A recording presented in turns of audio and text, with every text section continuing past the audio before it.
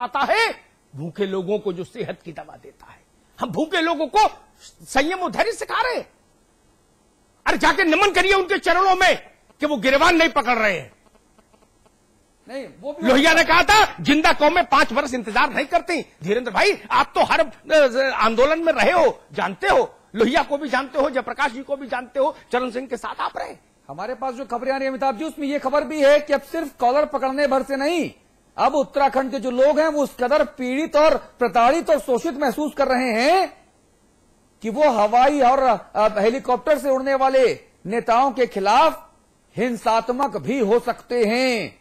अगर आप हवाई जहाज से आपदा पर्यटन करते नजर आए तो आपके साथ कुछ ऐसा हो सकता है जो भारतीय संसदीय शब्दावली में हिंसात्मक कहा जा सकता है। यह हमारे पास खबर आ रही है। अच्छा, मैं एक बात दोनों से कहूं, प्रकाश भाई से भी और धीरेन्द्र भाई से भी, मैं ये नहीं समझ पाया आज तक, अविकल जी, नरेंद्र मोदी की बात करो तो भाजपा वाले पलट के राहुल गांधी को सामने खड़ा कर देंगे। राहुल गांधी पे सवाल पूछ लो तो वो नरेंद्र मोदी को पकड़ लाएंगे।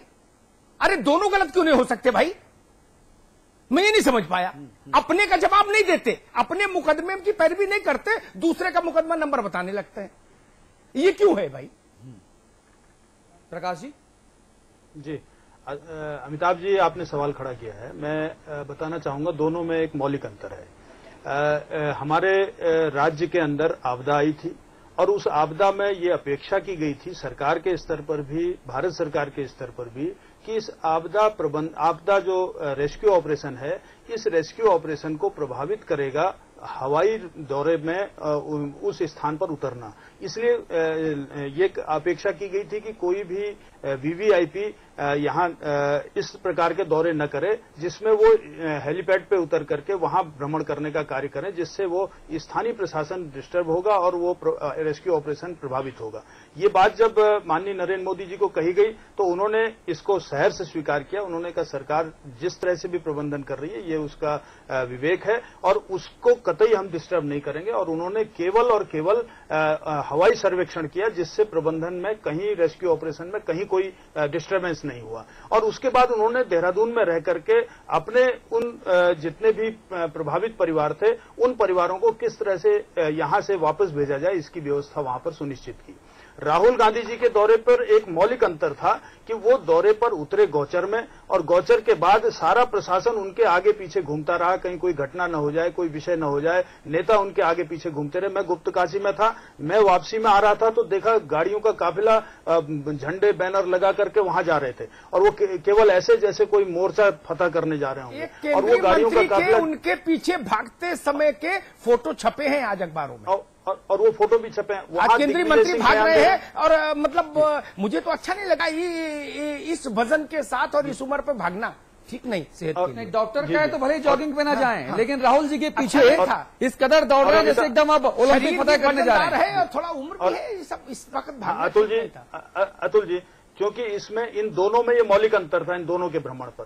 तीसरा विषय आपने उठाया कि जो उत्तरकाशी की और हमारे टेहरी संसदीय क्षेत्र की जो सांसद हैं वो कहां हैं? वो कोई हवाई दौरे पे नहीं गई, वो आज भी उत्तरकाशी में कैंप कर रही हैं। उत्तरकाशी के गंगोत्री और यमुनोत्री क्षेत्र जो उनकी संसदीय क्षेत्र का है वहां वो रह करके कैंप कर रही हैं और उस क्षेत्र को पूरा उस जनता के बीच रह करके कर रही हैं। वो कोई प्रचार प्रसार के लिए नहीं कर रही, कोई अखबार में न्यूज नहीं दिख रही होगी। मैंने अगर गुप्तकाशी में कैंप किया तो उस गुप्तकाशी के कैंप का कहीं फोटो आपने नहीं देखा होगा, आपके किसी चैनल में या किसी अखबार में नहीं दिखा होगा, लेकिन फेसबुक में मेरी साइट पे जाएंगे तो वो फोटोग्राफ आपको मिल जाएंगे ताकि ये प्रमाण रहे कि हम वहां उपस्थित हैं। हमने प्रचार के लिए ये काम नहीं किया, हम ये काम कर रहे हैं कि जनता के मध्य हमें खड़ा रहना चाहिए। क्योंकि जनता के मध्य, अमिताभ जी की एक बात मुझे बहुत अच्छी लगी थी, इन्होंने कहा कि नेता 5 साल तक अपने पद को धारण करता है और 5 साल में कभी कभी कोई अवसर इस तरह का आ जाता है कि जनता के बीच उसको रहना चाहिए। और ये बात मुझे बिल्कुल घर कर गई। और ये विषय मैं कहना चाहूंगा अमिताभ जी कि वो नेता की पहचान ही तब है जब जनता के बीच खड़ा रहे,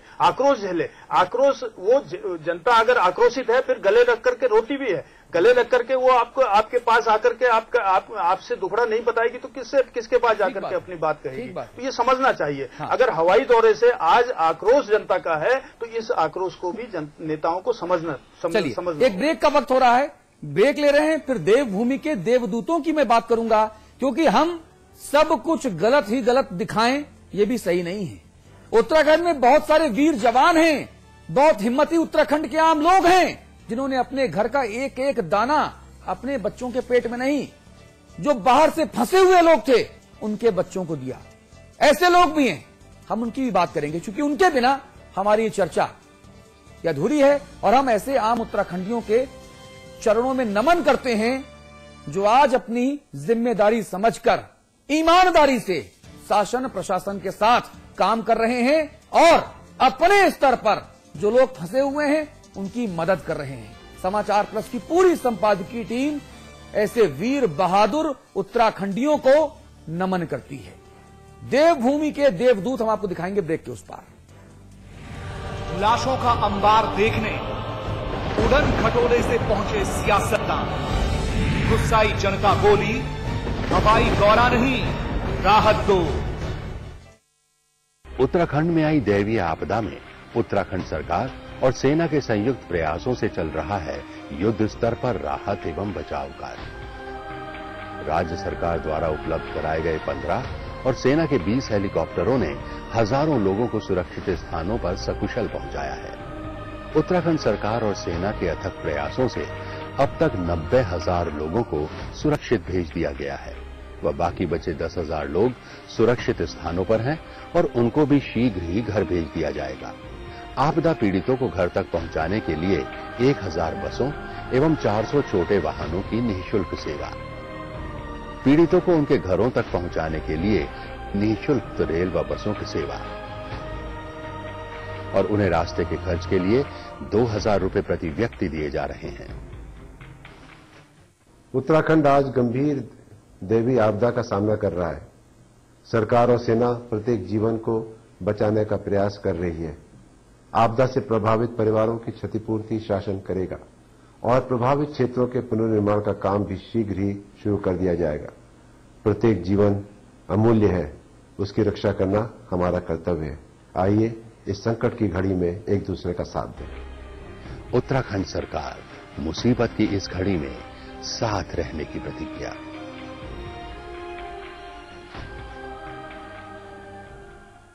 सिर दर्द से फट जाएगा। अजूबी लो। सर दर्द, बदन दर्द, दांत दर्द, जुकाम, अजूबी से आराम। अजूबी। आज ली क्या? And then interestingly,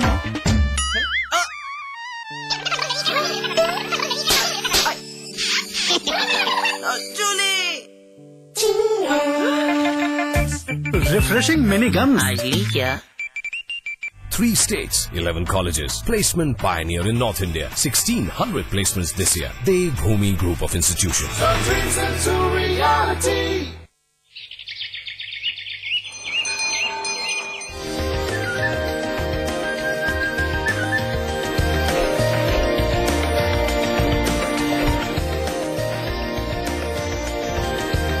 pentagon mall Haridwar Uttarakhand का सबसे बड़ा मॉल और मल्टीप्लेक्स निर्माता सुपरटेक।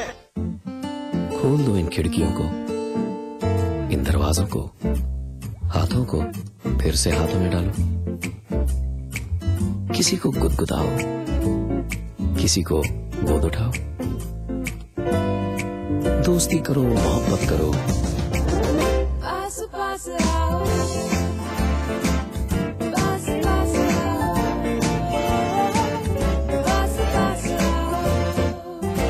गले मिलो, आंख मिलाओ, किसी को अपना बनाओ। ताया ताई, मौसा मौसी, सबसे प्यार करो। पास पास आओ, रहो हमेशा पास पास। JB Institute of Technology, Dehradun, the best institute of engineering with best faculty and good infrastructure. JB Institute of Technology, inspiring minds, transforming lives. NH 72 Chakrata Road, Dehradun. भैया the plan is ready. यहाँ mega mall बनेगा, the biggest India's ever seen.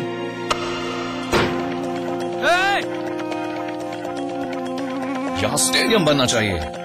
Charity के बारे में सोच रहे हैं। कल की सोच रहे हैं। कभी तो ऐसा ख्वाब देखिए जिसमें हजारों ख्वाब शामिल हैं। GR एंटरप्राइजेस की इंटरनेशनल स्टेडियम ने इस शहर के लोगों में गर्व की भावना और स्पोर्ट्स कल्चर को अद्भुत बढ़ावा दिया है। ये तो हुई। GR enterprises shares have reached N all time high. जब दूसरों के ख्वाब पूरे करोगे ना, तो अपना कल बनते देखोगे।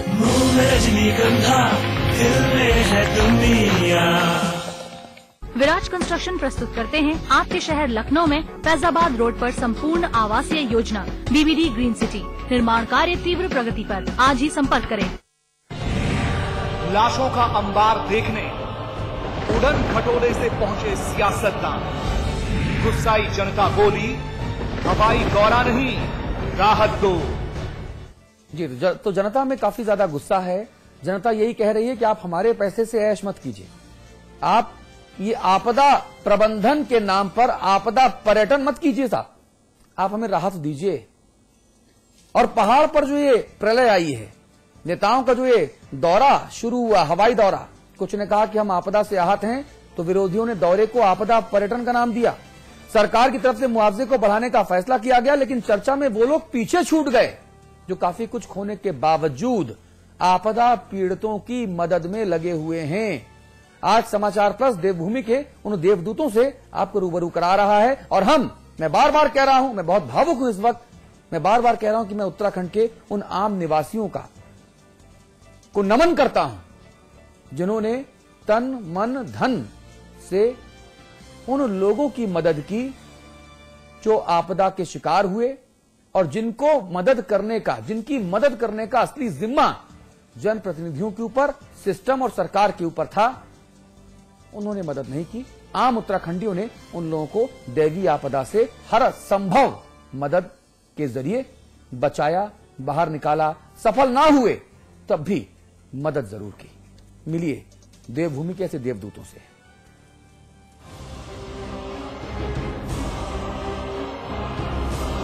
उत्तराखंड में सब कुछ तहस नहस हो गया है। मकान, दुकान, खेत और होटल सब पानी में तिनके की तरह तैर रहे थे। देखते ही देखते लाशों के ढेर लग गए, इमारतें मलबे में तब्दील हो गईं, होटल धराशायी हो गए, चारों तरफ तबाही ही तबाही। प्रशासन की तरफ से पीड़ितों को मुआवजे का मरहम भले ही लगाया जा रहा हो, लेकिन देवभूमि के लोग भी देवदूत बनकर आपदा पीड़ितों की मदद कर रहे हैं। भारत रत्न गोविंद बल्लभ पंत समिति जो हमारे घोड़ा पड़ाव के जो हमारे संयोजक है, उनके माध्यम से इसमें आटा, चावल, तिरपाल, चाय पत्ती और बिस्किट, रस और कैंडल, माचिस और तमाम इसमें आलू, प्याज, तो इस तरह का सामग्री हम ये अभी एक छोटा वाहन हमने अपने आपस के युवाओं ने और गोविंद बल्लभ रत्न के लोगों ने मिलकर हमें संयोजक ने करके दिया है। आपदा प्रभावितों की मदद करने में हर कोई बढ़ चढ़कर हिस्सा ले रहा है। स्थानीय निवासी और छात्रों के अलावा समाज सेवी और व्यापारी आपदा में प्रभावित लोगों की हर संभव मदद कर रहे हैं। हम लोगों ने मिलकर के 3 गाड़ी राहत सामग्री भेजी है, पिथौरागढ़, मुनस्यारी, धारचूला आदि। आज फिर हमारे द्वारा 4 गाड़ियां तैयार कर दी गई हैं। ये गाड़ियां पिथौरागढ़ नैनी हवाई पट्टी जा रही हैं, मुनस्यारी जा रही है, जौलजीबी जा रही है, धारचूला जा रही है। और इसमें लोग बढ़ चढ़कर आ रहे हैं। हमें सबसे ज्यादा दान जो दिया है 2,51,000 रुपए हमको दिया गया है आम्रपाली संस्थान के द्वारा। हमने 60 ट्रक भिजवाए हैं और मैं बहुत धन्यवाद देना चाहता हूँ मर्चेंट एसोसिएशन का, आलू फल आड़ती एसोसिएशन का। पहाड़ की प्रलय ने हर किसी के दिल को पिघला कर रख दिया है। पहाड़ों पर राहत सामग्री पहुंचाने का सिलसिला जारी है। इसके लिए लोग चंदा तक इकट्ठा कर रहे हैं। कई समाज सेवी संस्थाओं ने भी मदद का हाथ बढ़ाया है। प्रदेश के शिक्षक संघ ने भी प्रलय का शिकार हुए लोगों की मदद के लिए अपना 1 दिन का वेतन देने का ऐलान किया है। इसमें राजकीय शिक्षक संघ ने जो ये पहल की है, इसका मकसद यही है कि इसमें जो भीषण यहाँ पर क्या कहते हैं आपदा आई हुई है, इसमें हम जितनी भी अपनी भूमिका निभा सकें इसको हम निभाने का प्रयास कर रहे हैं। और 1 दिन का वेतन तो हम लोगों ने माननीय मुख्यमंत्री जी के उसमें हमने दे ही दिया है। शासन और प्रशासन अपनी जिम्मेदारी निभा रहे हैं, लेकिन उत्तराखंड के लोग भी पीड़ितों को बचाने की कोई कोर कसर नहीं छोड़ रहे। स्थानीय लोगों के साथ साथ समाज सेवी, छात्र, व्यापारी और शिक्षक हर कोई मदद के लिए अपने हाथ बढ़ा रहा है। ऐसे में कह सकते हैं कि धन्य है देवभूमि के वो लोग जो काफी कुछ खोने के बाद भी लोगों की जिंदगी बचाने में लगे हुए हैं। राम बाबू, समाचार प्लस। धीरेन्द्र भाई, धन्य है वो आम उत्तराखंड